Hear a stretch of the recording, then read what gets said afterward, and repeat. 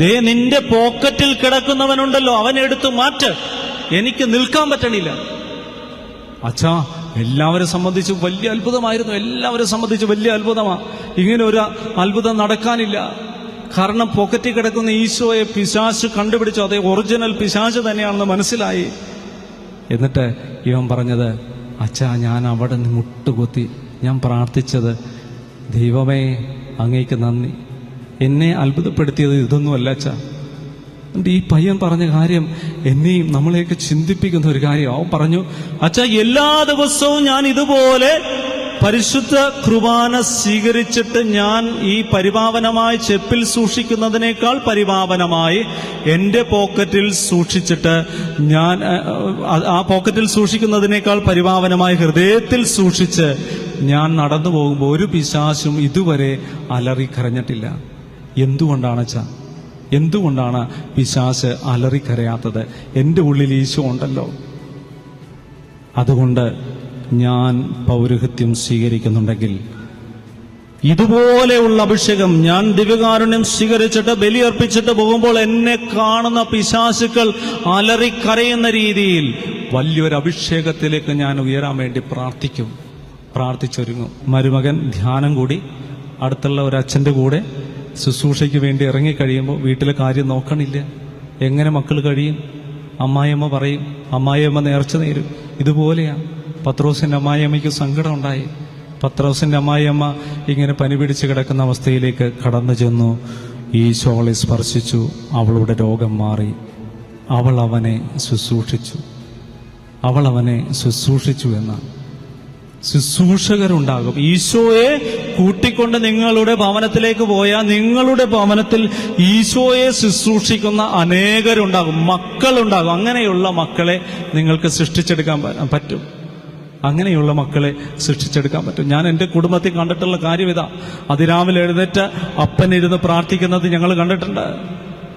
അത് കഴിഞ്ഞ് അപ്പൻ പള്ളിയിലേക്ക് പോകും. പള്ളിയിലേക്ക് പോയി കഴിഞ്ഞ് മടങ്ങി വന്ന് അപ്പൻ പ്രാർത്ഥിക്കും. പിന്നെ അപ്പൻ പ്രഭാത ഭക്ഷണമൊക്കെ കഴിഞ്ഞിട്ട് ജോലിക്ക് പോകുന്നതിന് മുമ്പ് പ്രാർത്ഥിക്കും. അമ്മ വന്ന് കൂടെ നിൽക്കണം. അങ്ങനെ 3 പ്രാർത്ഥനകൾ നടത്തിയിട്ടാണ് അപ്പൻ ജോലിക്ക് പോയിരുന്നത്. അപ്പൻ രാവിലെ പോയി കുർബാനയ്ക്ക് പോയി ഈശോയെ കൂട്ടിക്കൊണ്ട് വന്നതുകൊണ്ടായിരിക്കാം ഞങ്ങളിങ്ങനെ, എൻ്റെ കുടുംബത്തിൽ നിന്ന് ഞങ്ങൾ 3 പേരാ ഈ ശുശ്രൂഷയിലുള്ളത്. അപ്പോൾ ഞങ്ങളെ ഇങ്ങനെ കൊണ്ടുവന്നതിൻ്റെ പിന്നിൽ ഇതായിരിക്കാം. ശുശ്രൂഷകരെ നമ്മുടെ ഭവനത്തിൽ വളർത്താൻ ഈശോയെ വിളിച്ചു കൊണ്ടുപോകണം. ഒരു ദിവസം ഇവൻ എന്നോട് പറഞ്ഞു, അച്ഛൻ ഇങ്ങനെ പോയാൽ പറ്റില്ല. അപ്പോൾ ഇവൻ ചെയ്യുന്ന കാര്യം എന്താണെന്ന് ഞാൻ നിങ്ങളോട് പറയാം.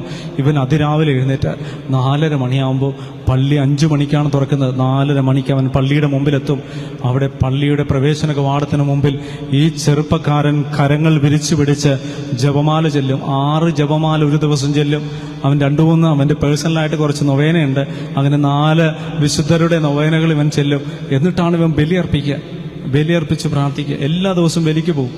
അങ്ങനെ ചെയ്തിട്ടും 1.5 വർഷമായിട്ടും ഒന്നുമായിട്ടില്ല. ഇവൻ എന്നോട് ചോദിക്കുക, ഞാൻ എന്ത് ചെയ്യും? എനിക്കാണെങ്കിൽ ഇവനെ കാണുമ്പോൾ വല്ലാത്തൊരു ഹൃദയഭാരമാണ്. അങ്ങനെ ഒരു ദിവസം ഇവൻ എന്നോട് പറഞ്ഞു, നമുക്ക് നമ്മുടെ ഒന്ന് ബലിയർപ്പിച്ച് പ്രാർത്ഥിച്ചാലോ? ഞാൻ പറഞ്ഞു, നമുക്ക് ബലിയർപ്പിച്ച് പ്രാർത്ഥിക്കാം. അവനെ മുന്നിൽ മുട്ടുകുത്തി നിർത്തി ഞാൻ ബലിപീഠത്തിൽ നിന്നുകൊണ്ട് കരങ്ങൾ വിരിച്ച് കണ്ണീരോടെ കർത്താവിൻ്റെ ബലി അർപ്പിച്ചു. ഞങ്ങൾ 3 ബലി അർപ്പിച്ചു. 3ാമത്തെ ബലി കഴിയുമ്പോൾ മൂന്നാമത്തെ ദിവസം അവനൊരു ഓഫർ വന്നു. അവൻ ഇന്ന് 5 അക്കം വരുന്ന സംഖ്യ, 5 അക്കം, അതിൽ ഞാനത് സംഖ്യ പറയുന്നില്ല. അവൻ അത്രയും സംഖ്യ ദശാംശം കൊടുക്കുന്ന ഒരു വ്യക്തിയാണ്. അത്രയും രീതിയിലേക്ക് അവനെ മാറ്റി എന്നുള്ളത്. അവൻ്റെ കീഴിൽ ജോലിക്കാരായി അതുപോലെ കർത്താവ് മാറ്റി. അവൻ വിശ്വസ്തത കാണിച്ചു. അവന്റെ ജീവിതത്തിൽ നാളിതുവരെ അവൻ നടന്ന വഴിയിൽ നിന്ന് മാറാൻ തയ്യാറായി. പ്രിയമുള്ളവരെ, നമ്മൾ ചെയ്യേണ്ട കാര്യം എങ്ങനെയാണ് ചെയ്യണം? ബോധപൂർവം, ബുദ്ധിപൂർവം നമ്മൾ ചില കാര്യങ്ങളൊക്കെ തീരുമാനിക്കും. പക്ഷേ കർത്താവിന്റെ വഴികൾ നമുക്ക് അജ്ഞാതമാണ്. കർത്താവ് ആഗ്രഹിക്കുന്ന വഴിയിലൂടെ നമ്മൾ നടക്കാൻ തയ്യാറാവണം. അങ്ങനെ അവൻ മാറി എന്നുള്ളത്. അതുകൊണ്ട് പ്രിയമുള്ളവരെ, യാക്കോബിന്റെ എളി തെറ്റി.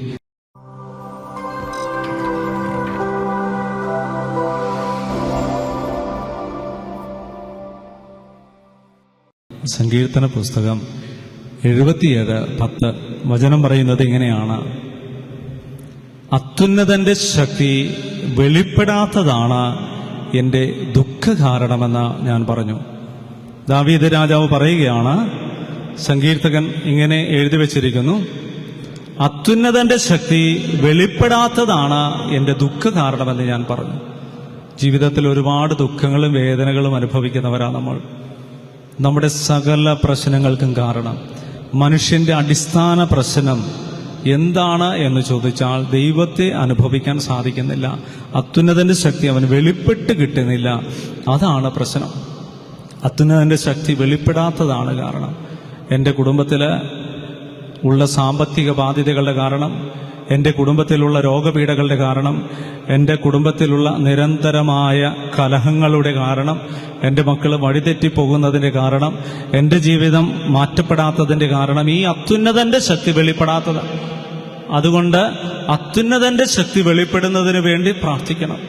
അത്യുന്നതന്റെ ശക്തി വെളിപ്പെടുന്നതിന് വേണ്ടി പ്രാർത്ഥിക്കണം. ലൂക്കായുടെ സുവിശേഷം 1-ാം അധ്യായം 35-ാമത്തെ തിരുവചനത്തിൽ പരിശുദ്ധ അമ്മയുടെ അടുക്കൽ ഗബ്രിയേൽ ദൈവദൂതൻ അറിയിച്ച സദ്വാർത്ത എങ്ങനെയാണ്? അത്യുന്നതന്റെ ശക്തി നിന്റെ മേൽ ആവസിക്കും. അത്യുന്നതന്റെ ശക്തി നിന്റെ മേൽ ആവസിക്കും. അതായത് ഈശോയുടെ ജനനത്തെക്കുറിച്ചാണ് പറയുക. ഈശോ വന്നു കഴിഞ്ഞാൽ സംഭവിക്കാൻ പോകുന്ന മാറ്റങ്ങളെക്കുറിച്ചാണ്. ഈശോ ഇല്ലാത്തതാണ്, പരിശുദ്ധാത്മാവിന്റെ കൃപാവരമില്ലാത്തതാണ് നിന്റെ സകല പ്രശ്നങ്ങൾക്കും കാരണം. പരിശുദ്ധാത്മാവ് ലഭിച്ച വ്യക്തി ജീവിതത്തിൽ സങ്കടം വന്നാൽ, ദുഃഖം വന്നാൽ, വേദന വന്നാൽ, കഷ്ടപ്പാട് തന്നാൽ കർത്താവിന്റെ കരങ്ങളിലേക്ക് ഈ കഷ്ടപ്പാടിന്റെ കാസ് ഉയർത്തിയിട്ട് പറയും, ദൈവമേ നന്ദി എന്ന് പറയും. അതില്ലാത്ത വ്യക്തിയാണെങ്കിലോ, ഈശോ ഇല്ലാത്ത വ്യക്തിയാണെങ്കിലോ, ഈശോ ഇല്ലാത്ത വ്യക്തിക്ക് ഇത് അംഗീകരിക്കാൻ പറ്റില്ല, സഹിക്കാൻ പറ്റില്ല. ഈ കഷ്ടപ്പാട് എന്തിന്? കഷ്ടപ്പാടും ദുഃഖവും ദുരിതമൊക്കെ അതിന് കാരണം ദൈവമാണെന്ന് പറയും, മനുഷ്യരാണെന്ന് പറയും, അല്ലെങ്കിൽ മറ്റുള്ളവരാണെന്ന് പറഞ്ഞ് ആരെങ്കിലുമൊക്കെ പഴിചാരിക്കൊണ്ടിരിക്കും. ആത്മാവിനെ ലഭിച്ചവർ ഒരിക്കലും കുറ്റം പറയില്ല. Hallelujah, hallelujah, hallelujah. അഭിഷേകത്തിന് വേണ്ടി നമ്മൾ ആഗ്രഹിക്കണം. പരിശുദ്ധാത്മാവ് വെളിപ്പെടാത്തതാണ് നമ്മുടെ ജീവിതത്തിന് അത്യുന്നതന്റെ ശക്തി. ഈശോ കടന്നു വരാത്തതാണ് എൻ്റെ സകല പ്രശ്നങ്ങളുടെയും കാരണം. അതുകൊണ്ട് ഞാൻ എന്ത് ചെയ്യണം? ഈശോയെ എൻ്റെ ഭവനത്തിലേക്ക് കൂട്ടിക്കൊണ്ടുപോകണം. എങ്ങനെയാണ് എൻ്റെ ഭവനത്തിലേക്ക് ഈശോയെ കൂട്ടിക്കൊണ്ടുപോകാൻ സാധിക്കുക? എങ്ങനെ എൻ്റെ ഭവനത്തിലേക്ക് കൂട്ടിക്കൊണ്ടുപോകും? ഈശോ ചെന്ന ഭവനങ്ങളെക്കുറിച്ച് നമ്മളൊന്ന് ചിന്തിച്ചാൽ മതി. ഈശോയുമായിട്ട് പരിശുദ്ധ കന്യകാമറിയ ആദ്യം പോകുന്നത് എലിസബത്തിന്റെ വീട്ടിലേക്കാണ്. എലിസബത്തിന്റെ വീട്ടില് ഉദരത്തില് ഈശോയുണ്ട്. ഈശോയെ കണ്ട മാത്രയിൽ എലിസബത്ത് പരിശുദ്ധാത്മാവിനാൽ നിറഞ്ഞവളായിട്ട് മാറി. ഈ ഉദരത്തിലെ ശിശു കുതിച്ചു ചാടി എന്നാണ് പറയുക. കുതിച്ചു ചാടി സന്തോഷം കൊണ്ട് നിറഞ്ഞു. നിന്റെ ജീവിതത്തിലെ നഷ്ടപ്പെട്ടു പോകുന്ന സന്തോഷങ്ങളെ തിരിച്ചെടുക്കണമെങ്കിൽ വചനം പറയുന്നത് ഇപ്രകാരമാണ്: നീ ഒരു കാര്യം ചെയ്യുക, ഈശോയെ വിളിച്ചുകൊണ്ട് നിന്റെ വീട്ടിലേക്ക് പോകുക, ഈശോയെ വിളിച്ചുകൊണ്ട് നിന്റെ ഭവനത്തിലേക്ക് ചെല്ലുക. നിനക്ക് ഈ ഒരു കൃപ ലഭിക്കും. ഈശോയെ എനിക്ക് എങ്ങനെ കൊണ്ടുപോകാൻ പറ്റും? അതാണ് നമ്മൾ ചിന്തിക്കേണ്ടത്. ഈശോയെ നമ്മൾ വീട്ടിലേക്ക് എങ്ങനെ കൊണ്ടുപോകും? ഈശോ എൻ്റെ വീട്ടിലേക്ക് വരുമോ എന്നൊക്കെ നമ്മൾ ചിന്തിക്കും. ഈശോ വരും. ഈശോ വന്നു കഴിഞ്ഞാൽ സന്തോഷം ഉണ്ടാകും. ഈശോ നമ്മുടെ കൂടെ ഉണ്ടെങ്കിൽ ഇതിനെക്കുറിച്ച് എനിക്ക് ബോധ്യം നൽകിയ ഒരു വലിയൊരു സംഭവമുണ്ട്. എൻ്റെ കൂട്ടത്തിൽ ഒരു ചെറുപ്പക്കാരൻ വന്ന് താമസിക്കുമായിരുന്നു വാഗമണ്ണിലെ എൻ്റെ ആശ്രമത്തിൽ. അവൻ 10-24 വയസ്സ് പ്രായമുള്ള ചെറുപ്പക്കാരൻ. ഇവൻ ഇങ്ങനെ വരുമ്പോൾ തന്നെ എൻ്റെ ഉള്ളിൽ തീയാണ്. കാരണം വേറൊന്നുമല്ല, അവൻ ഒരുപാട് ചോദ്യങ്ങൾ ചോദിക്കും. നിരീശ്വരവാദിയാണ്. അതുകൊണ്ട് അവനിങ്ങനെ ഒരുപാട് ചോദ്യങ്ങൾ ചോദിക്കും. എനിക്ക് ഇവൻ്റെ ചോദ്യത്തിനൊന്നും ഉത്തരം പറയാൻ തക്ക വിധത്തിലുള്ള ബുദ്ധിയോ കഴിവൊന്നുമില്ല. അതുകൊണ്ട് ഇവൻ ഇങ്ങനെ പറയുമ്പോൾ ഞാൻ ഇതെല്ലാം കേട്ടുകൊണ്ടിരിക്കും. എന്നിട്ട് എന്തെങ്കിലുമൊക്കെ ഒന്ന് പറയും. അവൻ പരിഹാസത്തോടെ എഴുന്നേറ്റ് പോകും. പക്ഷെ വാഗമണിൽ ആശ്രമത്തിൽ ആദ്യമായിട്ട് വരിക അവൻ വരുന്നു എന്ന് കേട്ടപ്പോൾ എൻ്റെ കൂട്ടത്തിലുള്ള ബ്രദറിനോട് പറഞ്ഞു, ബ്രദറെ മിണ്ടിപ്പോകരുത്. അവനോട് മിണ്ടിക്കഴിഞ്ഞാൽ ബ്രദറിൻ്റെ ഉള്ള വിശ്വാസം കൂടി പോകും. അതുകൊണ്ട് മിണ്ടരുത്. വന്ന് കയറിയ നിമിഷം തുടങ്ങി ഞാൻ ദിവ്യകാരുണ്യം എഴുന്നള്ളിച്ച് വെച്ച് ചാപ്പലിൽ തന്നെ ഇരുന്നു. വേറൊന്നും കൊണ്ടല്ല, ഇവനോട് എനിക്ക് സംസാരിക്കണ്ടല്ലോ. അവൻ എൻ്റെ അടുത്തിരുന്നു. അവൻ എന്നോട് സംശയത്തിന് വേണ്ടി ചില സമയങ്ങളിലൊക്കെ അനുവാദം ചോദിച്ചു. ഞാൻ പറഞ്ഞു, മിണ്ടരുത്, മിണ്ടിപ്പോകരുത്. കാരണം ദിവ്യകാരുണ്യാണ്. ഈശോയുടെ മുമ്പിൽ മിണ്ടാൻ പാടില്ല. അങ്ങനെ കടന്നുപോയി. പ്രിയമുള്ളവരെ, സംഭവിച്ചത് കുറച്ച് ദിവസം കഴിഞ്ഞപ്പോൾ അവൻ തിരിച്ചുപോയി. എനിക്ക് ആശ്വാസമായി. പക്ഷേ പിന്നീടും അവൻ വിളിച്ചിട്ട് പറഞ്ഞു, അച്ഛൻ ഞാൻ അവിടെ നിൽക്കാൻ വരി. അങ്ങനെ 2 മാസം എൻ്റെ കൂടെ നിൽക്കാൻ അവൻ വന്നു. ഞാനൊന്നും അവനോട് പറഞ്ഞിട്ടില്ല. അവൻ ദിവ്യകാരുണ്യത്തിൻ്റെ മുമ്പിലിരുന്നു. അവൻ സെമിനാരിയിൽ ചേർന്നു. അവസാനം ഇപ്പോൾ നോവിഷ്യേറ്റ് കഴിഞ്ഞ് ഫിലോസഫി പഠനം നടത്തിക്കൊണ്ടിരിക്കുക. അവൻ പറഞ്ഞ ഒരു സംഭവമുണ്ട്. അവൻ്റെ ജീവിതത്തിൽ നടന്ന ഒരു സംഭവം. ഇവൻ ദിവികാരുണ്യത്തിലൊന്നും വലിയ വിശ്വാസമില്ലാത്ത, ഈശോയെ കൂട്ടിക്കൊണ്ടുപോകണമെന്ന് പറഞ്ഞാൽ എങ്ങനെ കൂട്ടിക്കൊണ്ടുപോകുമെന്ന് ചോദിക്കുന്ന ഒരു പയ്യന്. അവൻ ചോദിക്കുന്ന ചോദ്യങ്ങൾക്ക് ഒരു തരത്തിലുമുള്ള മറുപടി പറയാൻ സാധിച്ചിരുന്നില്ല. അങ്ങനെ ഇരിക്കെ ഒരു ദിവസം ഇവൻ എന്നോട് പറയുകയാണ്, ഇവരെല്ലാവരും കൂടി ഒരു തീർത്ഥാടനത്തിന് ഒരു ദേവാലയത്തിൽ പോയി. ഈ തീർത്ഥാടനത്തിന് ദേവാലയത്തിൽ ചെന്ന് കഴിഞ്ഞപ്പോൾ തലേ ദിവസം രാത്രി എത്തി, പിറ്റേ ദിവസം രാവിലെ ബലിയൊക്കെ അർപ്പിച്ച് അവർ ഭക്ഷണം കഴിച്ചുകൊണ്ടിരിക്കുന്ന സമയത്ത് ആ തീർത്ഥാടന കേന്ദ്രത്തിലേക്ക് മറ്റൊരു ബസ് വന്ന് നിന്നു.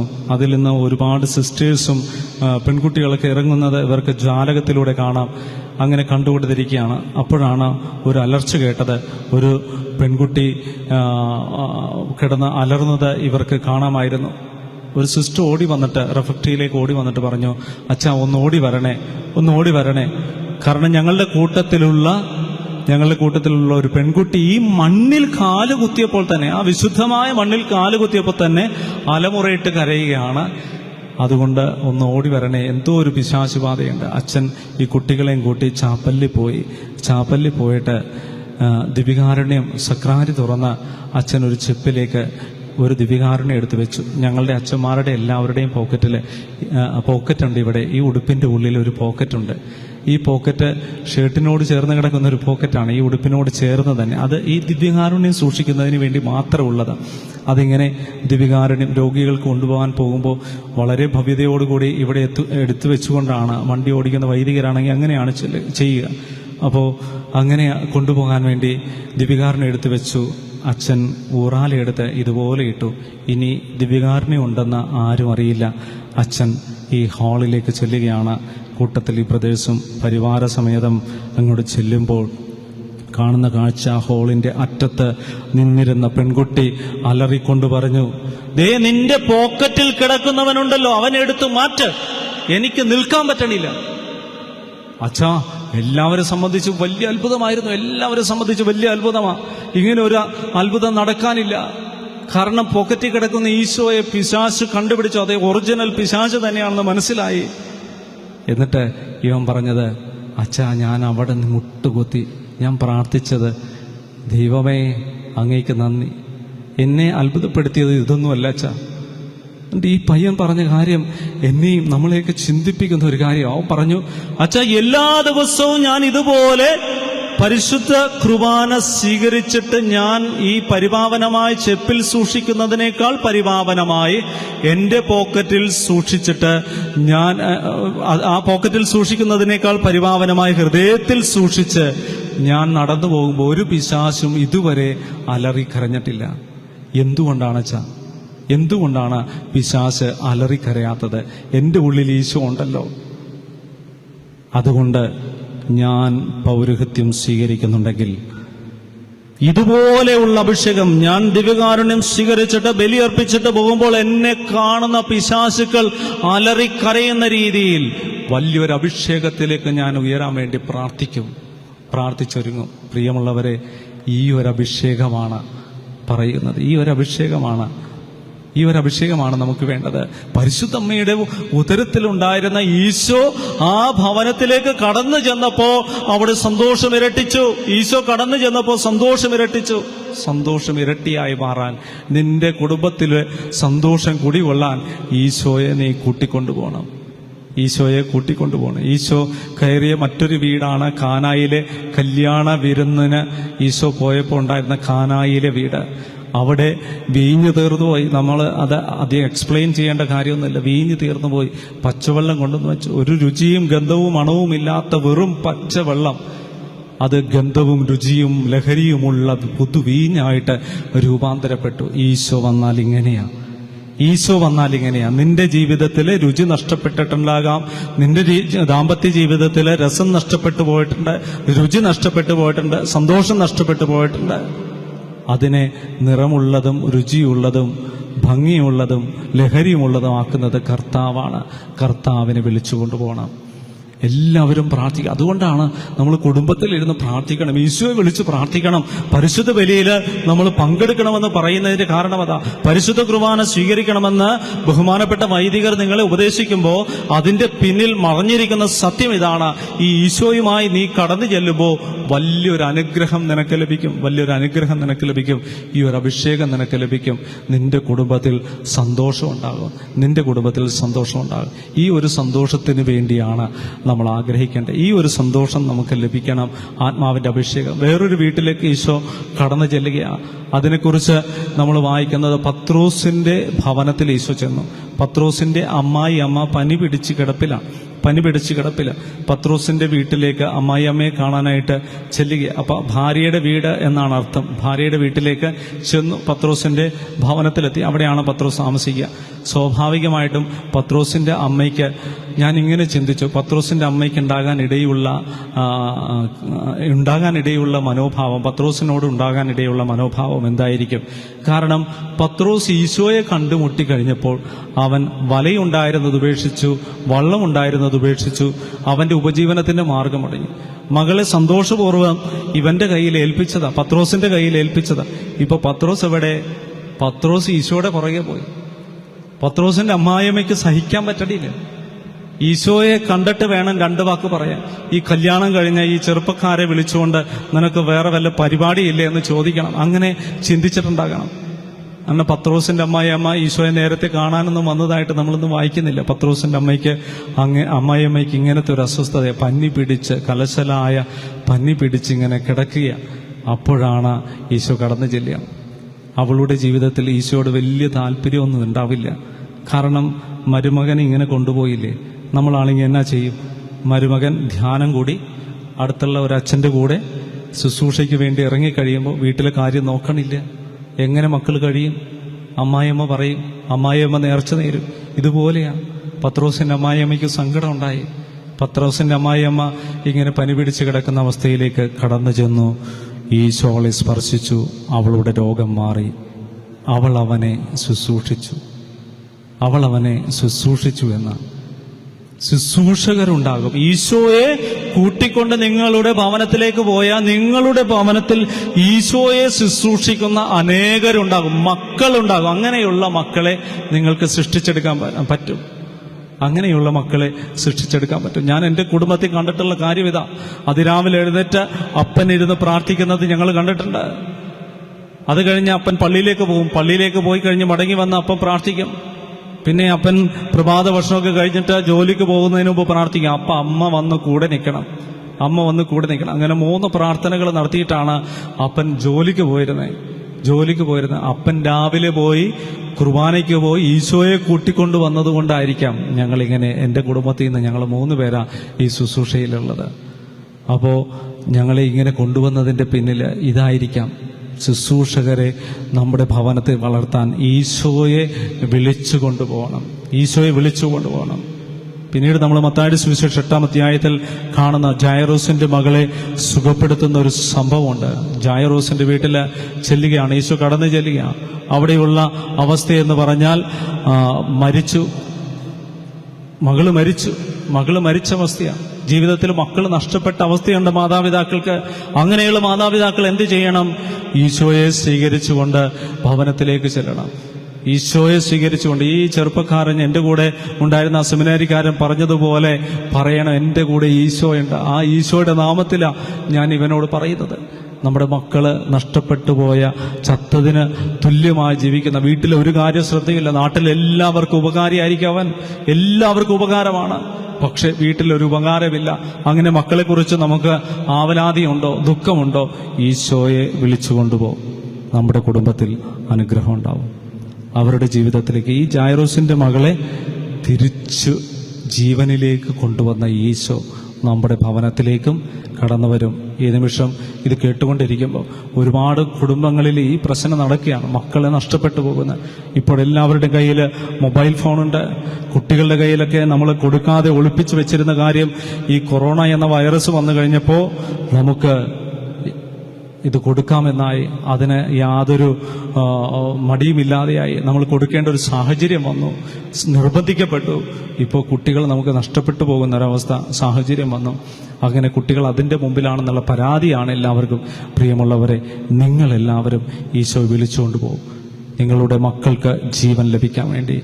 പിന്നീട് നമ്മൾ കാണുന്നുണ്ട്, ലാസറിന്റെ ഭവനത്തിലേക്ക് ഈശോ കടന്നു ചെല്ലുക. മാർത്തയും മറിയയും ലാസർ മരിച്ചു കഴിഞ്ഞപ്പോൾ കണ്ണീർ വാർത്ത് കരയുക. 4 ദിവസമായി ഇവൻ മരിച്ചിട്ട്. ഇപ്പോഴാണ് ഈശോ വരുന്നത്. നീ എന്തിനാടാ ഇപ്പൊ വന്നേ? നീ എന്തിനാ വന്നത്? അവൻ അഴുകിയിട്ടുണ്ട്, നിനക്ക് നേരത്തെ വരാമായിരുന്നില്ലേ എന്ന് കരഞ്ഞ് നിലവിളിച്ചുകൊണ്ട് ഈ മാർത്തയും മറിയവും അവിടെ നിൽക്കുമ്പോൾ ഈശോ അവളുടെ ജീവിതത്തിലേക്ക് കടന്നു ചെന്ന ഈ സഹോദരനെ ഉയർപ്പിക്കുന്നത് നമ്മൾ കാണുന്നുണ്ട്. 4 ദിവസമായി ജീർണതയുടെ അവസ്ഥയിലാണ്. ജീർണിച്ച ചില സ്വഭാവങ്ങൾ ഉണ്ടാകുക. അഴുക്ക് സ്വഭാവങ്ങൾ, ദുർഗന്ധമാണ് എന്ന് പറഞ്ഞാൽ ചില അഴുക്ക് ബന്ധങ്ങളിലൂടെ കടന്നുപോയി ജീവൻ നഷ്ടപ്പെട്ട അവസ്ഥ നമ്മുടെ കുടുംബത്തിലുണ്ടെങ്കിൽ ഈശോയെ വിളിച്ചു കൊണ്ടുപോകും. അവൾ സ്വഭവനത്തിൽ ഈശോയെ സ്വീകരിച്ചു എന്നാണ് പറയുക. മാർത്തയും മറിയവും ചെയ്തത് ഭവനത്തിലേക്ക് അവരെ സ്വീകരിച്ചു. അവളുടെ കുടുംബത്തിൽ വലിയ മാറ്റങ്ങളുണ്ടായി. ഇത് നമ്മുടെ ജീവിതത്തിൽ ഉണ്ടാകണം. നമ്മുടെ മക്കളും നമ്മുടെ സ്വഭാവത്തിൽ തന്നെയാണെങ്കിലും ഈ ജീർണതയുടെ അഴുക്ക് സ്വഭാവങ്ങളുണ്ടെങ്കിൽ, മ്ലേച്ഛകരമായ ചിത്രങ്ങൾ കാണുന്ന സ്വഭാവം, മോശപ്പെട്ട സ്വഭാവങ്ങൾ, പൊട്ട സ്വഭാവങ്ങൾ, ഇതൊക്കെ ഉണ്ടെങ്കിൽ ഈശോയെ വിളിച്ചുകൊണ്ടുപോകും. ഈശോ നിങ്ങൾക്ക് വേണ്ടി അത്ഭുതം ചെയ്യും, അടയാളങ്ങൾ ചെയ്യും. നിങ്ങളുടെ ജീവിതത്തിലേക്ക് തിരിച്ചു കൊണ്ടുവരുവാൻ കഴിവുള്ളവനാണ് ഈശോ. കാരണം ഈശോയുടെ തിരുരക്തത്താൽ കഴുകപ്പെടാത്ത ഒരു പാപക്കറയും ഭൂമിയിലില്ല. പക്ഷെ ഒറ്റ കാര്യം മതി, നിന്റെ ഹൃദയത്തിൽ തറച്ചിരിക്കുന്ന പാപത്തിന്റെ മുള്ള് വലിച്ചൂരിയെടുത്ത് ഈശോയെ ചൂണ്ടിക്കാണിച്ച് ഈശോ അത് വലിച്ചൂരിയെടുക്കുമ്പോൾ ഒരുപാട് വേദനയുണ്ടാവും. ആ വേദന സഹിക്കാൻ തയ്യാറാണ് എങ്കിൽ നിനക്ക് രക്ഷയുണ്ട്, നിന്റെ കുടുംബത്തിൻ്റെ രക്ഷയുണ്ട്. അങ്ങനെ രക്ഷപ്പെട്ട ഒരു കുടുംബം നമ്മൾ കാണുന്നത് സക്കേവൂസിന്റെ കുടുംബമാണ്. സക്കേവൂസിന്റെ കുടുംബം, സക്കേവൂസ് അവൻ ജെറീക്കോയിലാണ് താമസിച്ചിരുന്നത്. ഈശോ ജെറീക്കോയിലൂടെ കടന്നു പോകുമ്പോൾ അവിടെ സക്കേവൂസ് എന്ന പേരുള്ള ഒരുവൻ ഉണ്ടായിരുന്നു എന്നാണ് പറയുക. സക്കേവൂസ് എന്ന് പറയുന്ന ഒരുവൻ ഉണ്ടായിരുന്നു. അവൻ ചുങ്കക്കാരിൽ പ്രധാനിയായിരുന്നു, ധനികനായിരുന്നു. ഇവനെക്കുറിച്ച് പറയുക, ചുങ്കക്കാരിൽ പ്രധാനിയായിരുന്നു, ധനികൻ എന്ന് പറഞ്ഞാൽ സാധാരണ ഒരു വ്യക്തിയൊന്നുമല്ല. സാധാരണ ഒരു വ്യക്തിയല്ല. അവന് ഒരു ഗസറ്റഡ് റാങ്കിലുള്ള, ഇന്നത്തെ കാലത്താണെങ്കിൽ ഗസറ്റഡ് റാങ്കിലുള്ള എന്ന് പറഞ്ഞാൽ ഇത്തിരി ഉയർന്ന, നമ്മൾ പറയാം എക്സിക്യൂട്ടീവ് എഞ്ചിനീയർ എന്നൊക്കെ പറയുന്ന രീതിയിൽ ഇവനൊരു ടോപ്പ് ലെവലിൽ നിൽക്കുന്ന ഒരാളാണ്. ചീഫ് ടാക്സ് കളക്ടർ എന്നാണ് പറയുക. ചീഫ് ടാക്സ് കളക്ടർ, ഉന്നതമായ ഒരു ജോലിയാണ് അവന്. എല്ലാവരും മാനിക്കേണ്ട ഒരു ജോലി.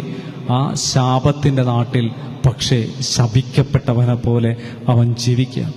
ജെറീക്കോ എന്ന് പറഞ്ഞ ശാപത്തിന്റെ നാടെന്ന നമുക്കറിയാം. ജെറീക്കോ പട്ടണത്തെക്കുറിച്ച് സ്വാർത്ഥതയുടെ ഒരു പര്യായം പദം പോലെ അകത്തുനിന്നും പുറത്തുനിന്നും പൂട്ടപ്പെട്ട ഒരു കോട്ടയായിരുന്നു ജെറീക്കോ കോട്ട. ആ കോട്ട തകർത്തത് ജോഷുവ പ്രാർത്ഥിച്ചുകൊണ്ടാണ്. ദൈവത്തിന്റെ വാഗ്ദാന പേടകവുമായി നടന്ന ഈ ജെറീക്കോ എന്നുള്ള ഈ പദത്തിന്റെ അർത്ഥം പോലെ തന്നെ, സ്വാർത്ഥതയുടെ പര്യായ പദം പോലെ തന്നെ സക്കേവൂസിന്റെ ജീവിതത്തിലേക്ക് ഈശോ കടന്നു വരിക. ഇവൻ ഈശോയെ കാണാൻ ആഗ്രഹിച്ചു. ജനക്കൂട്ടം നിമിത്തം അവന് പൊക്കം കുറവായിരുന്നതിനാൽ ജനക്കൂട്ടം നിമിത്തം ഇത് കാണാൻ സാധിച്ചില്ല. ജനക്കൂട്ടം നിമിത്തം. പ്രിയമുള്ളവരെ, ഇവന്റെ ഭാര്യ ഒരു കാര്യം ചെയ്തിട്ടുണ്ടാവണം. ഞാൻ ഇങ്ങനെ ചിന്തിക്കുന്നു, സാധാരണ ഭർത്താക്കന്മാരുടെ മാനസാന്തരത്തിന് നിദാനമായി നിൽക്കുന്നത് ഭാര്യമാരുടെ പ്രാർത്ഥന, അല്ലെങ്കിൽ അമ്മമാരുടെ, സ്ത്രീകളുടെ പ്രാർത്ഥന പ്രധാനപ്പെട്ടതാണ്. ഈ സക്കേവൂസിന്റെ ഭാര്യ മുട്ടൂത്തി എന്ന് പ്രാർത്ഥിച്ചിട്ടുണ്ട്. നൊവേന നേർന്നിട്ടുണ്ടാവണം. അല്ലെങ്കിൽ സക്കേവൂസിനോട് പറയണ്ടാവും, ഈശോ എന്ന് പറയുന്ന ഒരു മനുഷ്യനുണ്ട്, താങ്കൾ ഈ മനുഷ്യനെ ഒന്ന് കാണണോട്ടോ, അവൻ നടത്തുന്ന കൺവെൻഷൻ ഒന്ന് പങ്കെടുക്കുക. നല്ലൊരു കൺവെൻഷനാണ്, സൂപ്പർ കൺവെൻഷൻ. എത്ര പിശാചുക്കളാ വിട്ടുപോണേ, എത്ര രോഗികളാ സുഖപ്പെടണേ. സക്കേവൂസ് ഇതൊന്നും ചെവിക്കൊള്ളുന്നില്ല. സക്കേവൂസ് അലസമായ അതൊക്കെ നീ ഇങ്ങനെ പറയുന്നത്. പക്ഷെ നിങ്ങളൊരു ധ്യാനം കൂടറോ, ഈശോയുടെ ധ്യാനം കൂടറോ, യേശുവിന്റെ ധ്യാനം കൂടറോ, യേശു എന്ന് പറഞ്ഞ മനുഷ്യന്റെ ധ്യാനം കൂടെ എന്ന് പറഞ്ഞ് ചെവിട്ടോർമ്മ ചെല്ലണ പോലെ പറഞ്ഞു നടന്ന് ഏറ്റവും ഒടുവിൽ ഈ സക്കേവൂസിന്റെ ജീവിതത്തിൽ സഖ്യവൂസ് ഇങ്ങനെ തീരുമാനിച്ചു. ഏതായാലും ഭാര്യ പറയുന്നതല്ലേ, അവൻ ഈശോയെ കാണാൻ ആഗ്രഹിച്ചു എന്നാ പറയാം. ആഗ്രഹിച്ചു, ആഗ്രഹമുണ്ടാകുക. ദൈവം ഇടപെടാൻ വേണ്ട ആദ്യത്തെ കണ്ടീഷൻ എന്ന് പറയുന്നത്, വ്യവസ്ഥ എന്ന് പറയുന്നത് ആഗ്രഹമുണ്ടാകുക എന്നുള്ള. അവൻ ആഗ്രഹമുണ്ടായി. അതിനനുസരിച്ചുള്ള ഒരു പരിശ്രമം അവൻ നടത്തുകയാണ്. ജനക്കൂട്ടം അവന് ഒരു തടസ്സമായിരുന്നു. അവൻ ഈ കൺവെൻഷനൊന്നും ഇഷ്ടമല്ല, ഒച്ചപ്പാട് ബഹളമൊന്നും ഇഷ്ടമല്ല, കറിസ്മാറ്റിക് ധ്യാനങ്ങളൊന്നും ഇഷ്ടമല്ല, അതൊന്നും ഇഷ്ടമല്ല. അവന് കാണാൻ പറ്റണില്ല. അങ്ങനെയുള്ള വ്യക്തികൾ നമ്മുടെ ഇടയിലുണ്ട്, നമ്മുടെ കുടുംബത്തിലുണ്ട്. അവർക്ക് അതൊന്നും ഇഷ്ടം ഉണ്ടാവില്ല. എന്നിട്ട് ഈശോ ഇതുപോലെയുള്ള വ്യക്തികളെയൊക്കെ ഇങ്ങനെയുള്ളൊരു ജീവിത സാഹചര്യത്തിലേക്ക് അവർ മരത്തിന്റെ മുകളിൽ കയറിയിരുന്നു. ജനക്കൂട്ട നിമിത്തം അവന് ഈശോയെ അനുഭവിക്കാം. ഈ ബഹളം കൊണ്ട് അവന് ഈശോയെ അനുഭവിക്കാൻ പറ്റിയില്ല. അതുകൊണ്ട് അവൻ ഒറ്റയ്ക്ക് എവിടെയെങ്കിലും ഇരിക്കാം. മരത്തിന്റെ മുകളിൽ അവൻ തപസ്സനുഷ്ഠിക്കുകയാണ്. ഈശോയെ കാണാൻ വേണ്ടി ഇരിക്കുക. മരത്തിന്റെ മുകളിൽ അതിലൂടെ കടന്നു പോകുന്ന ഈശോയെ കാണാനായിട്ട് കയറിയിരുന്നു. മരത്തിന്റെ മുകളിൽ കയറിയിരുന്നു. ഈശോ താഴെ വന്നു. സഖ്യവൂസ് എന്ന് വിളിച്ചു. അവന്റെ താഴെ കിടക്കുന്നു. വേഗം ഇറങ്ങി വരിക, ഇറങ്ങി വരണം. നീ ചിന്തിച്ച് വെച്ചിരിക്കുന്ന കുറെ കാര്യങ്ങളുണ്ട്. സഭയെക്കുറിച്ച്, കൂദാശകളെക്കുറിച്ച്, പ്രാർത്ഥനയെക്കുറിച്ച്, ആത്മീയ ജീവിതത്തെക്കുറിച്ച് നീ ചിന്തിച്ചിരിക്കുന്ന കാര്യങ്ങളിൽ നിന്നും, നീ കയറിയിരിക്കുന്ന ഇടങ്ങളിൽ നിന്നും നീ ഇറങ്ങി വരിക. സഖ്യവൂസ് അതിന് തയ്യാറായി. അതാണ് സഖ്യവൂസിന്റെ ഏറ്റവും വലിയ പ്രത്യേകത. സഖ്യവൂസ് അതിന് തയ്യാറായി കഴിഞ്ഞപ്പോൾ അവിടെ സംഭവിച്ചത് വലിയൊരു അത്ഭുതമാണ്, അനുഗ്രഹമാണ്. സഖ്യവൂസിന് അനുഗ്രഹം ലഭിച്ചു, പരിശുദ്ധാത്മാവിന്റെ കൃപ ലഭിച്ചു. സഖ്യവൂസ് മാനസാന്തരത്തിലേക്ക് കടന്നു വന്നു. സഖ്യവൂസ് മാനസാന്തരത്തിലേക്ക് കടന്നു വരിക. അവൻ ഇറങ്ങി വന്നു, ഈശോയെ കൂട്ടിക്കൊണ്ടുപോയി. ഈശോ പോണ വഴിക്ക് എന്തെങ്കിലും പറഞ്ഞെന്ന് അതിൽ എഴുതിയിട്ടില്ല.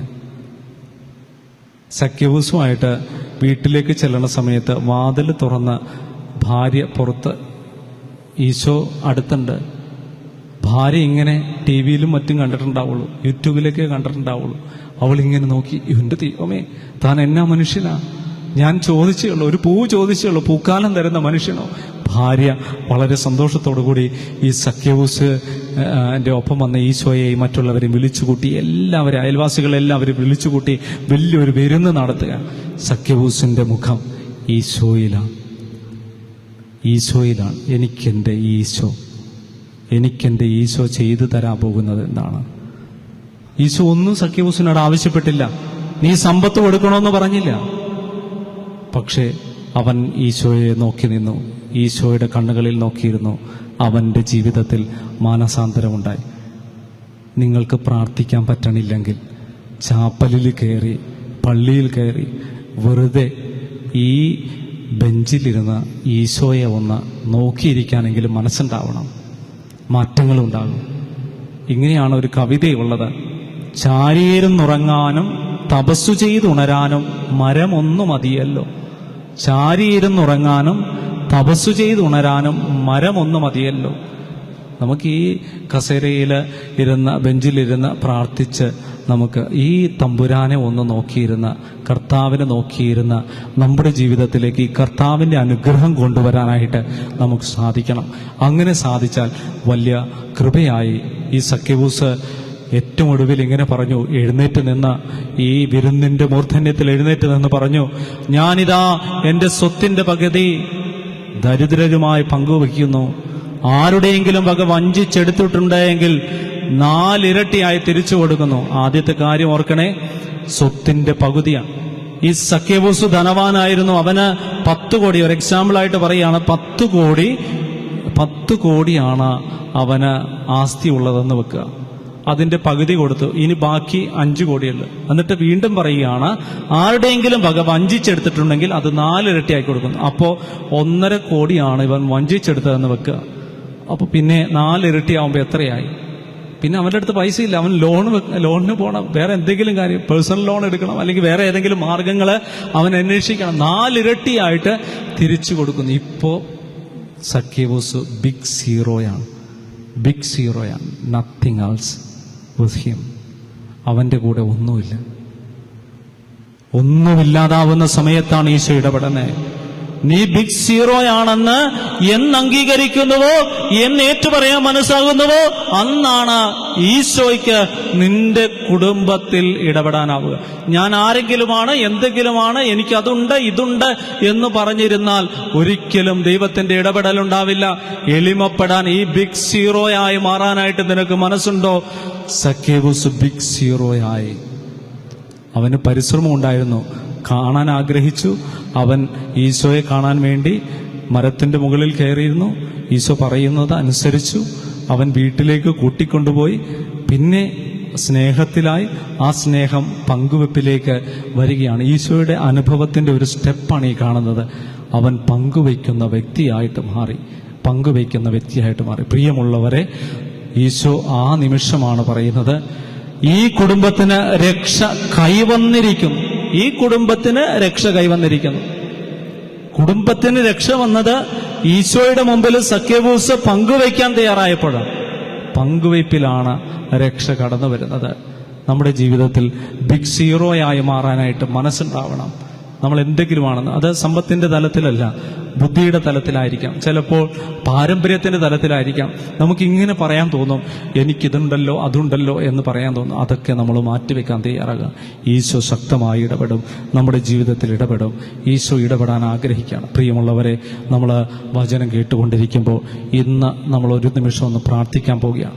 നിങ്ങൾ ആയിരിക്കുന്ന ഭവനങ്ങളിൽ, ഇടങ്ങളിൽ ഒന്ന് ശാന്തമായി നിങ്ങളിരിക്കുക. ശാന്തമായി കണ്ണുകളടച്ച് നമ്മുടെ ഭവനത്തിലേക്ക് ഈശോ കടന്നു വരുന്നൊരനുഭവം നമുക്കുണ്ടാകണം. ഈ നിമിഷം ഒന്ന് പ്രാർത്ഥിക്കുക. കരങ്ങൾ കൂപ്പി കണ്ണുകൾ അടച്ചെന്ന് പ്രാർത്ഥിച്ച്, എൻ്റെ ദൈവമേ, എൻ്റെ ഭവനത്തിലേക്ക് നീ കടന്നു വരണമേ. പത്രോസിന്റെ അമ്മായിയമ്മയെ സുഖപ്പെടുത്തുവാൻ നീ അവളുടെ വീട്ടിലേക്ക് കടന്നു ചെന്നതുപോലെ എൻ്റെ ഭവനത്തിലേക്ക് കടന്നു വരണേ. രോഗികളായ ഒരുപാട് പേർ ഞങ്ങളുടെ ഭവനങ്ങളിലുണ്ട്. ഈ നിമിഷം കിടപ്പ് രോഗികളുണ്ടെങ്കിൽ അവരെ സമർപ്പിച്ച് ഞങ്ങൾ പ്രാർത്ഥിക്കുന്നു. കർത്താവെ, കിടപ്പ് രോഗികളെ അങ്ങ് സുഖപ്പെടുത്തണം. മാരകമായ ഈ മഹാമാരിയിൽ നിന്നും ഞങ്ങളുടെ കുടുംബത്തെ സംരക്ഷിക്കണമേ എന്ന് ഞങ്ങൾ പ്രാർത്ഥിക്കുന്നു. കാരുണ്യവാനായ ഈശോയെ, ഈ നിമിഷം ഞങ്ങളിതാ ജൈറോസിന്റെ മകളെ സുഖപ്പെടുത്തിയ അങ്ങേ ഞങ്ങളുടെ ഭവനത്തിലേക്ക് വിളിക്കുക. ഞങ്ങളുടെ മക്കള് ഞങ്ങൾക്ക് നഷ്ടപ്പെട്ടു പോയി, ഞങ്ങളുടെ മക്കൾ ഞങ്ങൾക്ക് നഷ്ടപ്പെട്ടു പോയി. ജീവിതത്തിൽ ഇനി അവരെ തിരിച്ചു കിട്ടുമെന്നുള്ള പ്രതീക്ഷ ഞങ്ങൾക്കില്ല. ഞങ്ങളുടെ ജീവിതത്തിൽ അത്രയും വേദന നൽകിക്കൊണ്ടാണ് അവർ കടന്നുപോയത്. ആ മക്കളെ ഇതാ സമർപ്പിച്ച് പ്രാർത്ഥിക്കുന്നു. മാതാപിതാക്കന്മാർ പ്രാർത്ഥിക്കട്ടെ, മക്കൾ സഹോദരങ്ങൾക്ക് വേണ്ടി പ്രാർത്ഥിക്കട്ടെ. ഒരുപക്ഷെ നിന്റെ കുടുംബത്തിൽ നഷ്ടപ്പെട്ടത് മാതാപിതാക്കളായിരിക്കാം, പിതാവായിരിക്കാം നഷ്ടപ്പെട്ടത്, മാതാവായിരിക്കാം നഷ്ടപ്പെട്ടത്. അവരെ തിരിച്ചു നൽകണമേ എന്ന് പ്രാർത്ഥിക്ക്. എവിടെയെങ്കിലുമൊക്കെ കടത്തിണ്ണകളിലോ അല്ലെങ്കിൽ മറ്റേതെങ്കിലും ബന്ധങ്ങളിലോ നഷ്ടപ്പെട്ടു പോയ നമ്മുടെ മാതാപിതാക്കളെയും സഹോദരങ്ങളെയും മക്കളെയും വീണ്ടെടുക്കാൻ വേണ്ടി ഈ നിമിഷം പ്രാർത്ഥിച്ച്, യേശുനാമത്തിൽ ഈ നിമിഷം അങ്ങനെയുള്ള കുടുംബങ്ങളെ ആശീർവദിച്ച് പ്രാർത്ഥിക്കുന്നു.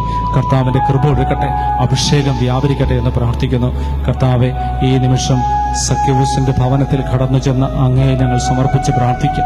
ഉദാശകളോട് വൈമുഖ്യം കാണിച്ച് ക്രിസ്തുവിനെ വേണ്ട എന്ന് പറഞ്ഞ് നടക്കുന്ന അനേകം കുടുംബങ്ങളുണ്ട്. ഞങ്ങളുടെ ഇടവകയിലായിരിക്കാം, അല്ലെങ്കിൽ മറ്റേതെങ്കിലും ഞങ്ങളുടെ ബന്ധു കുടുംബങ്ങളിലായിരിക്കാം ഇപ്രകാരമുള്ളത്. ഞങ്ങളിതാ സമർപ്പിച്ച് പ്രാർത്ഥിക്കുന്നു. ഈ നിമിഷം അങ്ങ് ഇടപെടണമേ. അവരെ എല്ലാവരെയും തിരിച്ചു നൽകുന്ന പരിശുദ്ധാത്മ അഭിഷേകം ഞങ്ങൾക്ക് നൽകണമേ. ഈശോയെ, ഞങ്ങളുടെ ഭവനത്തിലേക്ക് വരണമേ എന്ന് നമുക്ക് പ്രാർത്ഥിക്കാം. ഈശോയെ വരണമേ, ഞങ്ങളുടെ ഹൃദയത്തിലേക്ക് വരണമേ, ഞങ്ങളുടെ ജീവിതത്തിലേക്ക് വരണമേ, ഞങ്ങളെ ശക്തിപ്പെടുത്തണമേ, ബലപ്പെടുത്തണമേ. ഈശോയെ വരണമേ, ഈശോയെ വരണമേ, നാഥ വരണമേ. ഞങ്ങളുടെ ഹൃദയത്തിലും ഞങ്ങളുടെ ജീവിതത്തിലും ഇടപെടണമേ എന്ന് നമുക്ക് പ്രാർത്ഥിക്കാം. ഈശോ ഇടപെട്ടാൽ സന്തോഷമുണ്ടാകും. ഈശോ കടന്നു ചെന്നപ്പോൾ എലിസബത്തിന്റെ ഭവനം സന്തോഷത്തിന്റെ ഭവനമായി. ഈശോ കടന്നു ചെന്നപ്പോൾ പത്രോസിന്റെ അമ്മായിയമ്മ ശുശ്രൂഷകയായിട്ട് രൂപാന്തരപ്പെട്ടു. നമ്മുടെ ജീവിതത്തിൽ ഈ രൂപാന്തരം ഉണ്ടാകാൻ വേണ്ടി പ്രാർത്ഥിക്കാം. ഒരുപാട് മാതാപിതാക്കൾ മക്കളെ അൾത്താരയിൽ കാണുവാൻ ആഗ്രഹിക്കാറുണ്ട്. വൈദികരാകണം, സമർപ്പിതരാകണമെന്ന് ആഗ്രഹിക്കാറുണ്ട്. അവരെല്ലാം ഈ നിമിഷം പ്രാർത്ഥിക്കട്ടെ. നിങ്ങളുടെ മക്കളെ സമർപ്പിച്ച് പ്രാർത്ഥിക്കട്ടെ. ഈ ഇടവകയിൽ നിന്ന് ഒരുപാട് ദൈവവിളികൾ ഉണ്ടാകാൻ കർത്താവിന്റെ കരങ്ങളിൽ കൊടുത്ത് പ്രാർത്ഥിക്കാം. ഈശോയെ വരണമേ, ഈശോയെ വരണമേ, എൻ്റെ ഹൃദയത്തിൽ വരണമേ, എൻ്റെ കുടുംബത്തിൽ വരണമേ, എൻ്റെ ജീവിതത്തിൽ വരണമേ. നമുക്ക് ആഗ്രഹിക്കാം, പ്രാർത്ഥിക്കാം. ഈശോ മിശിഹായ്ക്ക് സ്തുതിയായിരിക്കട്ടെ. സ്തുതിയായിരിക്കട്ടെ. പ്രിയമുള്ളവരെ, ഈശോ വന്നത് എന്തിനാണ്? യോഹന്നാന്റെ സുവിശേഷം 10-ാം അധ്യായം 10-ാമത്തെ തിരുവചനത്തിൽ പറയുന്നത്, ഞാൻ വന്നിരിക്കുന്നത് ജീവൻ ഉണ്ടാകാനും അത് സമൃദ്ധമായി ഉണ്ടാകാനുമാണ്. ഈശോ വന്നത് ജീവൻ ഉണ്ടാകാനും അത് സമൃദ്ധമായി ഉണ്ടാകാനുമാണ്. അപ്പോൾ ഈശോ വന്നു കഴിഞ്ഞാൽ നമ്മുടെ ജീവിതത്തിൽ ഇനി ഒരു മാറ്റം ഉണ്ടാകണം. ഈശോ വന്നു കഴിഞ്ഞപ്പോൾ പത്രോസിന്റെ അമ്മായിയമ്മയുടെ ജീവിതത്തിൽ ഒരു മാറ്റമുണ്ടായി, സക്കേവൂസിന്റെ ജീവിതത്തിൽ ഒരു മാറ്റമുണ്ടായി. ഈ ഒരു മാറ്റം നമുക്ക് ഉണ്ടാകണം. ഈ ഒരു മാറ്റം ഉണ്ടായാൽ മാത്രമേ ഈശോയെ കണ്ടുമുട്ടിയവർ നടക്കേണ്ട വഴി വ്യത്യസ്തമാണ്. അതുകൊണ്ടാണ് മത്തായിയുടെ സുവിശേഷത്തില് 3-ാം അധ്യായം 2-ാമത്തെ തിരുവചനത്തിൽ ഈശോയുടെ വരവിനെ കുറിച്ച് സ്നാപക യോഹന്നാൻ പറയുന്നത് ഇപ്രകാരമാണ്. സ്നാപക യോഹന്നാൻ പറയുന്നു, മാനസാന്തരപ്പെടുവിൻ, സ്വർഗരാജ്യം സമീപിച്ചിരിക്കുന്നു. ഈ സ്വർഗരാജ്യം എന്ന് വിളിച്ചിരിക്കുന്ന ഈശോയാണ്. സ്വർഗരാജ്യം സമീപിച്ചിരിക്കുന്നു, മാനസാന്തരപ്പെടുവിൻ. എന്നിട്ട് പറയുന്നൊരു കാര്യം ഇങ്ങനെയാണ്, കർത്താവിന്റെ വഴികൾ നേരെയാക്കുവിൻ, അവിടുത്തെ പാതകൾ നിരപ്പാക്കുവിൻ, സുഗമമാക്കുവിൻ. നിന്റെ കർത്താവിന്റെ വഴികൾ, നിന്റെ ജീവിതത്തിലൂടെ, നിന്റെ ഭവനത്തിലൂടെ കർത്താവിന് കടന്നു പോകാൻ വെട്ടിയ ഒരു വഴിയുണ്ട്. നിന്റെ ജീവിതത്തിലൂടെ നീ ഒരു സമർപ്പിതയാണെങ്കിൽ സമർപ്പിതയുടെ ജീവിതത്തിലൂടെ, നീ ഒരു കുടുംബജീവിതം നയിക്കുന്ന ഒരു വ്യക്തിയാണെങ്കിൽ ആ വ്യക്തിയുടെ ജീവിതത്തിലൂടെ, നീ ഒരു ഏകാന്ത ജീവിതം നയിക്കുന്ന ഒരു വ്യക്തിയാണെങ്കിൽ ആ വ്യക്തിയുടെ ജീവിതത്തിലൂടെ, ഒരു വിദ്യാർത്ഥിയാണെങ്കിൽ ആ വിദ്യാർത്ഥിയുടെ ജീവിതത്തിലൂടെ ദൈവത്തിന് കടന്നു പോകാനായിട്ട് ഒരു വഴി വെട്ടിയിട്ടുണ്ട് ദൈവം. ആ വഴിയെ നമ്മൾ സഞ്ചരിക്കണം. ആ വഴിയെ സഞ്ചരിക്കണം.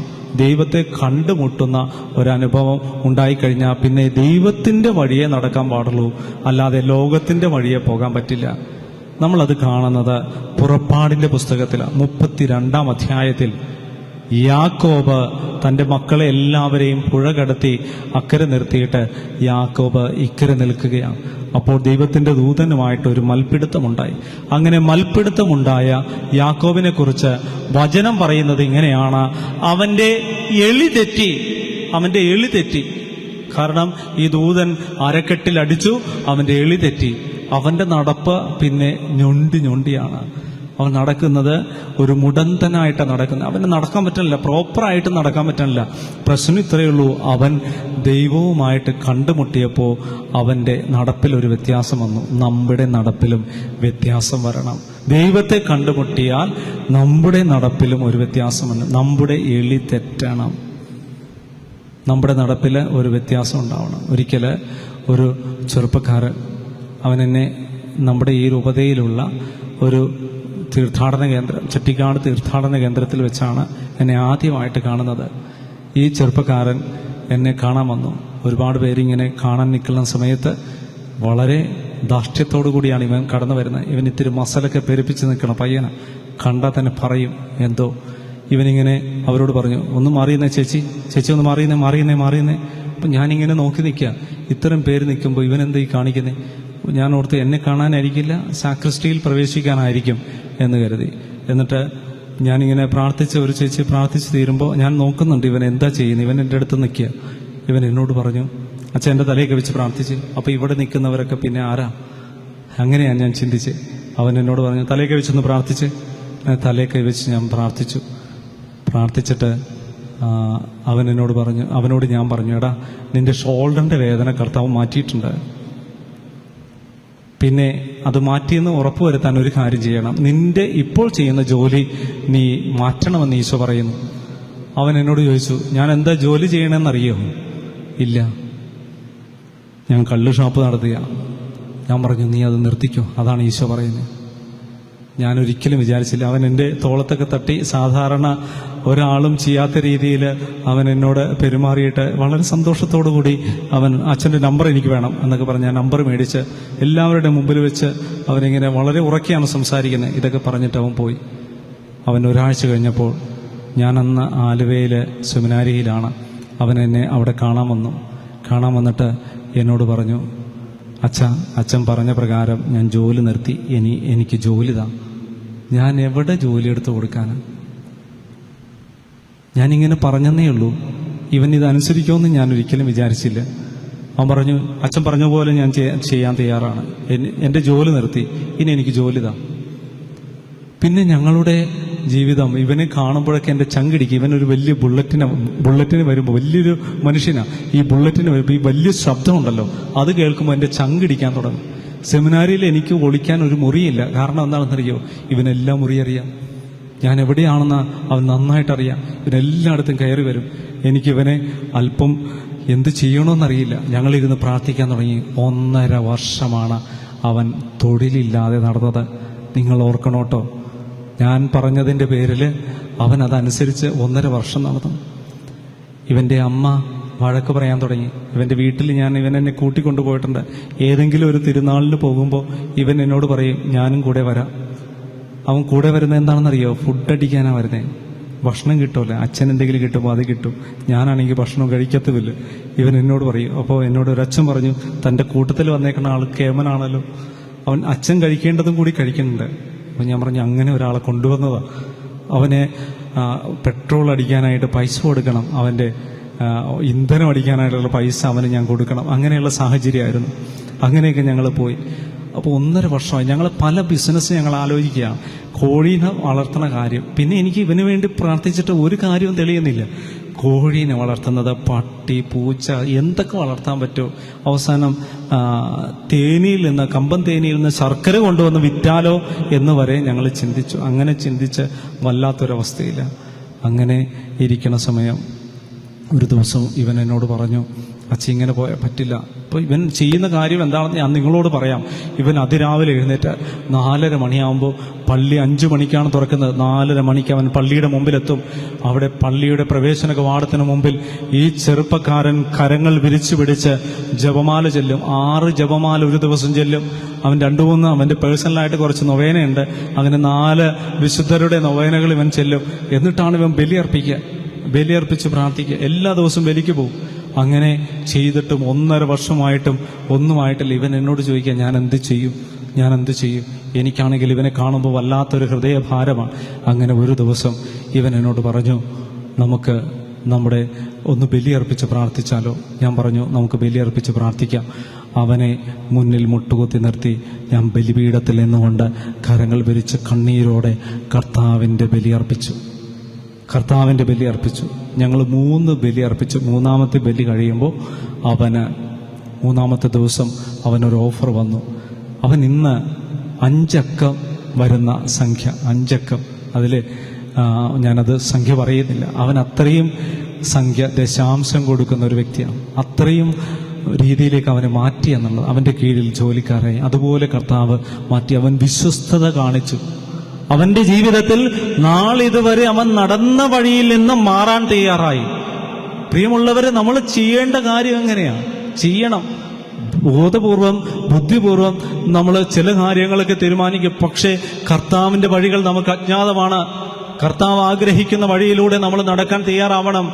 അങ്ങനെ അവൻ മാറി എന്നുള്ളത്. അതുകൊണ്ട് പ്രിയമുള്ളവരെ, യാക്കോബിന്റെ എളി തെറ്റി. അതുപോലെ നടത്തത്തിന് പിന്നെ യാക്കോബിന് സാധാരണ നടക്കണ പോലെ നടക്കാൻ പറ്റില്ല. അവന് മല കയറുമ്പോൾ അവൻ എല്ലാവരുടെ പുറകിലായിരിക്കും. അവന് സാധാരണ പോലെ ഓടാൻ പറ്റില്ല. സാധാരണക്കാർ ഓടണ പോലെ നടക്കാൻ പറ്റില്ല. സാധാരണക്കാരിൽ നിന്ന് വ്യത്യസ്തരാണ്. ഒരിക്കൽ ഒരു ചേച്ചി എന്നെ പ്രാർത്ഥനയിൽ സഹായിക്കാറുള്ള ചേച്ചിയാണ്. ആ ദിവസം, തലേ ദിവസം എന്നെ സുഹൃത്തുക്കൾ ലുലു മാളിൽ കൊണ്ടുപോയി. എനിക്ക് ലുലു മാളിൽ ഞാൻ പോയിട്ടില്ല.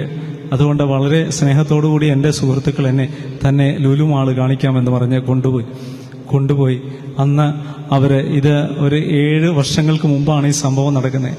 അപ്പോൾ ലുലു മാളിൽ ചെന്നു, അതൊക്കെ കണ്ടു. എന്നിട്ട് എനിക്ക് ഭക്ഷണം, അന്ന് ലുലു മാളൊക്കെ തുറന്നിട്ട് ഒരുപാട് നല്ല തിരക്കൊക്കെ ഉള്ള സമയമാണ്. ഞാൻ ആദ്യമായിട്ട് ചെല്ലുക. എനിക്ക് ഭക്ഷണമൊക്കെ മേടിച്ചു തന്നു. പിറ്റേ ദിവസം ഞാൻ ഈ ചേച്ചി പ്രാർത്ഥന കൂട്ടായ്മയിലുള്ള ചേച്ചിയാണ്. ആ കുടുംബത്തിൽ ഞങ്ങൾ അല്പനേരം ഇരുന്ന് സ്വസ്ഥമായിട്ട് പ്രാർത്ഥിക്കാറുണ്ട്. അങ്ങനെ വചനം പങ്കുവയ്ക്കാറുണ്ട്. അങ്ങനെ ഇരിക്കുന്ന സമയത്ത് ഈ ചേച്ചി എന്നോട് പറയാ, അച്ഛ, ഈശോ പറയുന്നു അച്ഛൻ ഇനി ലുലു മാളിൽ പോകരുതെന്ന്. ഈ ലുലു മാളിൽ പോയാൽ നിങ്ങൾ വിചാരിക്കും എന്താ തെറ്റുണ്ടോ എന്ന് ചിന്തിക്കും. ചിലരോട് ചില കാര്യങ്ങൾ ഈശോ പറഞ്ഞിട്ടുണ്ട്. ചിലരോട് പറയും, ഇങ്ങനെ സാംസനോട് പറഞ്ഞു, നീ മുടി മുറിക്കരുതെന്ന് പറഞ്ഞു, നീ ഇങ്ങനെ ആയിരിക്കണമെന്ന് പറഞ്ഞു. ഓരോരുത്തരോടും ഓരോരോ കാര്യങ്ങൾ ഏൽപ്പിച്ചിട്ടുണ്ട്. അപ്പോൾ ചിലരോട് മുടി മുറിക്കരുതെന്നായിരിക്കാം, ചിലത് ഭക്ഷണങ്ങൾ കഴിക്കരുതെന്നായിരിക്കാം. ദാനിയേല് സസ്യാഹാരം മാത്രം കഴിച്ചു. അവനോട് ആത്മാവ് പ്രചോദിപ്പിച്ചത് അതാ. അങ്ങനെ പറഞ്ഞിട്ടുണ്ടാകാം. അവനത് അനുസരിക്കുക. എല്ലാ കാര്യങ്ങളും എല്ലാവർക്കും ഒരുപോലെ ചേർന്നതല്ല. വിവാഹിതന് എല്ലാവരുമായിട്ടുള്ള ബന്ധം പറ്റില്ല. എല്ലാ സ്ത്രീകളെയും ഒരുപോലെ കാണാൻ പറ്റില്ല. എല്ലാവരെയും ഭാര്യയായിട്ട് കാണാൻ പറ്റില്ല. കാരണം ഒരു വ്യത്യാസമുണ്ട്. വിവാഹം കഴിച്ചു കഴിഞ്ഞാൽ ഒരു ആരോഗ്യപരമായ അകലം കാണിക്കും. ആരോഗ്യപരമായ ഒരു ഡിസ്റ്റൻസ് അതുണ്ടാകും. ആ ജീവിത അന്തസ്സിലേക്ക് പ്രവേശിക്കുമ്പോൾ ഇതുപോലെ തന്നെ ദൈവത്തെ കണ്ടുമുട്ടിയ ഒരു വ്യക്തിക്ക് അവന്റെ നടത്തത്തിൽ ഒരു വ്യത്യാസം ഉണ്ടാവണം. അവന്റെ വഴി മാറി അവൻ നടക്കണം. അവന്റെ വഴി മാറി നടന്നേ പറ്റൂ. പത്രോസ് മീൻ പിടിച്ച് നടന്ന ഒരു വ്യക്തിയായിരുന്നു. അതിൽ നിന്ന് മനുഷ്യനെ പിടിക്കുന്നവനാക്കി. അവന് മുക്കുവ പാട്ടും മുക്കുവ വഞ്ചിയും വള്ളവുമെല്ലാം അവന്റെ ആ മുക്കുവ സംസ്കാരവും എല്ലാം ഉണ്ടായിരുന്നു. അതെല്ലാം ദൈവം അപ്പാടെ എടുത്തു മാറ്റി. പൗലോസ് ജനത്തെ പീഡിപ്പിക്കാൻ, ക്രിസ്ത്യാനികളെ പീഡിപ്പിക്കാൻ ഇറങ്ങിയ പൗലോസ് വളരെ തീക്ഷ്ണതയോടുകൂടി പത്രോസിന്റെ ശിഷ്യനായി മാറി ശുശ്രൂഷ ആരംഭിക്കുക. ഇതാണ് കർത്താവിനെ കണ്ടുമുട്ടിയപ്പോൾ ഉണ്ടായ ഒരു മാറ്റം. ഈശോയെ കണ്ടുമുട്ടിയ രാജാക്കന്മാര് മറ്റൊരു വഴിയെ പോയി. അവര് പഴയ വഴിയിലൂടെ പോയിരുന്നെങ്കിൽ ദൈവവും ദൈവരാജ്യവും ഒക്കെ കൊല്ലപ്പെടുമായിരുന്നു. അപ്പോൾ നമ്മള് ഈശോയെ കണ്ടുമുട്ടിക്കഴിഞ്ഞ, മാനസാന്തര അനുഭവം ഉണ്ടായിക്കഴിഞ്ഞാൽ പിന്നെ പഴയ വഴിയിലൂടെ സഞ്ചരിക്കാൻ പാടില്ല. പഴയ വഴികളെല്ലാം ഉപേക്ഷിക്കണം. പുതിയ വഴി കർത്താവ് നമുക്ക് വെട്ടിത്തരുന്നൊരു വഴിയുണ്ട്. ആ മാർഗം നമ്മൾ കണ്ടുപിടിച്ച് അതിൻ്റെ മുന്നിലൂടെ നമ്മൾ പോകണം. ആ വഴിയിലൂടെ നമ്മൾ പോകണം. എന്നാലേ അനുഗ്രഹം പ്രാപിക്കൂ. അങ്ങനെ അനുഗ്രഹം പ്രാപിക്കാൻ നമ്മൾ തയ്യാറാവണം. അങ്ങനെയുള്ള ഒരു അനുഗ്രഹത്തിലേക്ക് നമ്മളെ ഈശോ ക്ഷണിക്കുന്ന ഒരു അവസരമാണ് ഈ ധ്യാനം എന്ന് പറയുക. ഈ ഒരു കാലഘട്ടത്തിൻ്റെ അരൂപി അനുസരിച്ച് എൻ്റെ പ്രിയമുള്ളവരെ, നിങ്ങളോട് പറയാനുള്ളത് ഈശോയെ കണ്ടെത്തിയ വ്യക്തികളായി നമുക്ക് മാറാം. ഈശോയെ കണ്ടെത്തി കഴിയുമ്പോൾ ജീവിതത്തിൽ വലിയ വ്യത്യാസങ്ങളും വലിയ മാറ്റങ്ങളും ഒക്കെ ഉണ്ടാകും. വിശുദ്ധരുടെ ജീവിതം നമുക്കറിയാം. ഈശോയെ കണ്ടെത്തി കഴിഞ്ഞപ്പോൾ വിശുദ്ധ ഫ്രാൻസിസ് അസ്സിസി കൊട്ടാരക്കെട്ടുകൾ വിട്ടെറിഞ്ഞ് അവൻ തെരുവിലൂടെ ചാക്കുവസ്ത്രം ഉടുത്ത് ഈശോയെ പ്രഘോഷിച്ച് നടന്നില്ലേ? ഈശോയെ കണ്ടെത്തിയ വ്യക്തിയിൽ വരുന്ന ഒരു മാറ്റമാണിത്. അതുപോലെ ഫ്രാൻസിസ് സേവ്യർ, വലിയ സ്വപ്നങ്ങൾ ഉണ്ടായിരുന്ന വിശുദ്ധ ഫ്രാൻസിസ് സേവ്യറിന്റെ ജീവിതത്തിൽ ഈശോയെ കണ്ടുമുട്ടിക്കഴിഞ്ഞപ്പോൾ തൻ്റെ എല്ലാ പ്രതാപവും, എല്ലാ കീർത്തിക്ക് വേണ്ടിയുള്ള ആഗ്രഹവും മാറ്റിവെച്ചില്ലേ? ഇതുപോലെ നമുക്ക് മാറ്റിവെക്കാനായിട്ടുണ്ടാവണം. ചില വഴികളൊക്കെ നമ്മൾ വിട്ടുപേക്ഷിക്കണം. ചില വഴികളിൽ നിന്ന് നമ്മൾ മാറി നടക്കണം. അതുകൊണ്ട് ഈ ധ്യാനത്തിലൂടെ നമുക്ക് പ്രാർത്ഥിക്കാം. കർത്താവെ, എനിക്ക് അങ്ങേ കണ്ടുമുട്ടാനുള്ള അനുഗ്രഹം, കണ്ടുമുട്ടിക്കഴിഞ്ഞാൽ അതിൽ നിന്ന് ആ കണ്ടുമുട്ടിയ ഈശോയുമായി ഒരുമിച്ച് നടക്കാനുള്ള അനുഗ്രഹം. ആ ഒരുമിച്ച് നടക്കുമ്പോൾ ചില കാര്യങ്ങൾ എനിക്ക് ഉപേക്ഷിക്കേണ്ടി വരും. ചില മാനസാന്തരങ്ങൾ എനിക്ക് സംഭവിക്കണം. മാനസാന്തരം എന്ന് പറഞ്ഞാൽ ഒരിക്കലും മാത്രം നടക്കുന്ന കാര്യമില്ല. ഇതിനെക്കുറിച്ച് ഇങ്ങനെയാണ് പറയുക: conversion is an ongoing process. Conversion എന്ന് പറഞ്ഞാൽ നിരന്തരമായി നടക്കുന്ന ഒരു പ്രക്രിയയാണ്. ഒരു വ്യക്തിയിൽ ഓരോ ദിവസവും ഓരോ സെക്കൻഡിലും നടക്കുന്ന ഒരു കാര്യമാണ് ഈ മാനസാന്തര അനുഭവം എന്ന് പറയുന്നത്. ആ ഒരു മാനസാന്തരം നമുക്കുണ്ടാകണം. പിന്നീട് നമുക്ക് എന്തായി തീരാൻ പറ്റും എന്ന് നമ്മൾ കണ്ടുപിടിക്കണം.